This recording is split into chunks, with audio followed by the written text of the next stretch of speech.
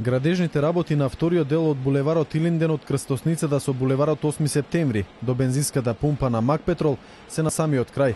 Токму и затоа во текот на наредните 2 дена оваа делница ќе биде затворена за сообраќај.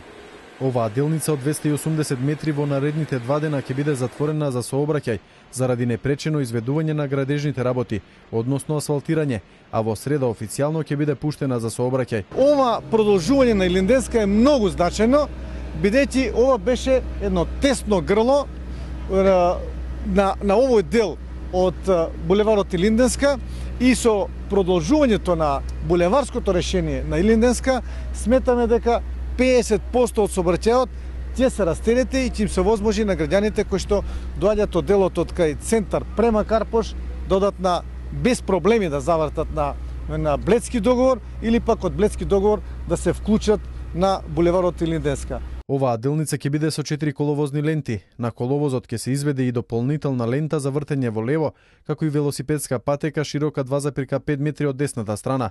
На крстосницата на булеварот Илинден со улиците Бледски договор и Борис Трајковски ќе бидат поставени семафори. За реализација на овој проект град Скопје издвои околу 20 милиони денари.